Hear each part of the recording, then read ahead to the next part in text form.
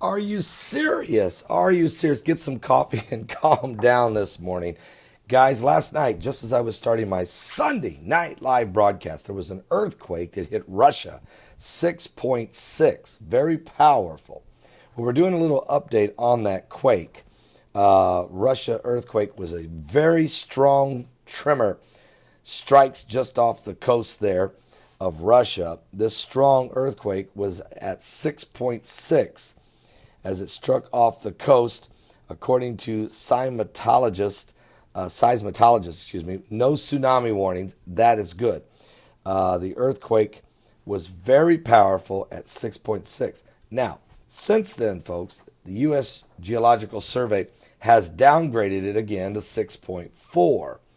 Now, what I wanted to do was do some research because usually when a quake that strong hits, that's strong. Usually there are aftershocks that follow quite frequently. What's amazing about this quake, not one aftershock.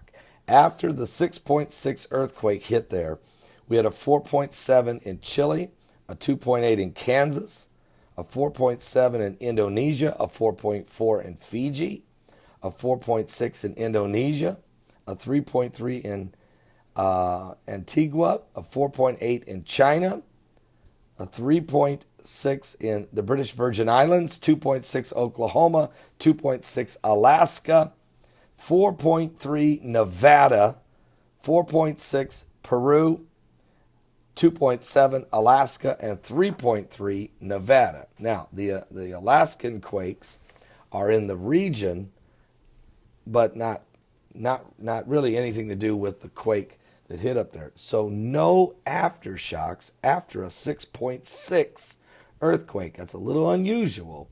Does that mean that there will be maybe a bigger one yet to follow?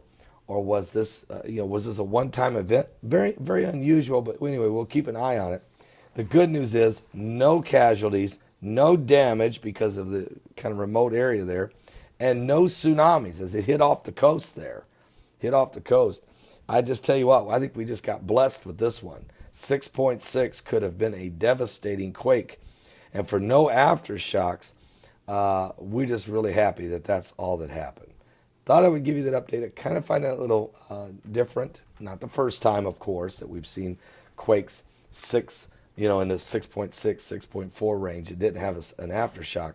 But one thing to keep your eye on, okay, as we go forward. Now, today, we're going to have a comet go flying by. It's, should have had that close to me.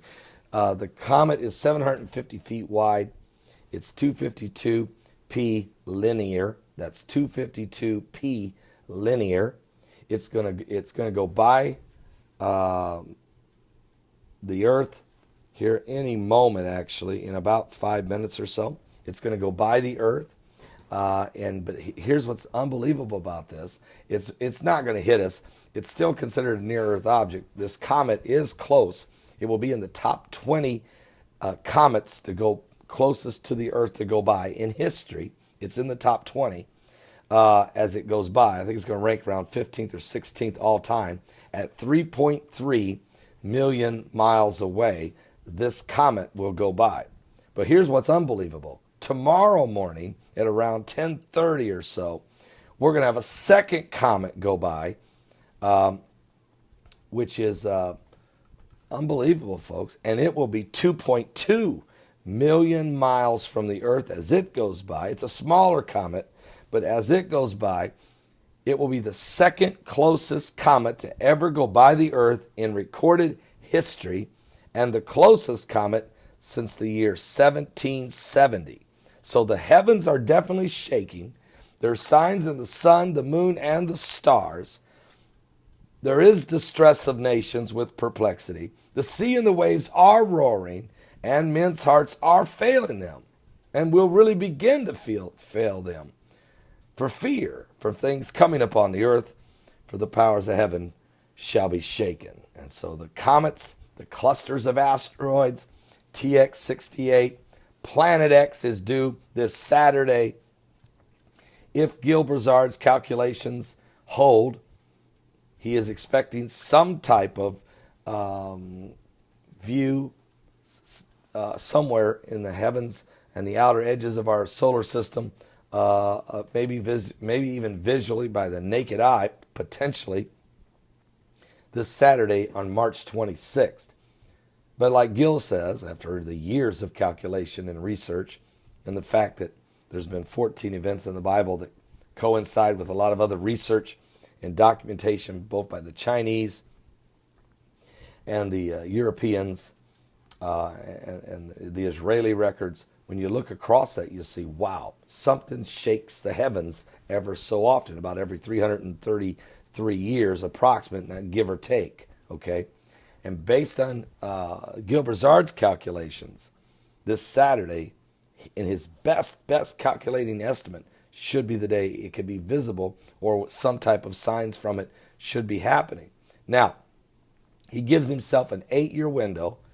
As he told me, he said, I don't have a crystal ball, and I really believe it's somewhere between the year 2013 and 2021 that man will actually see Planet X.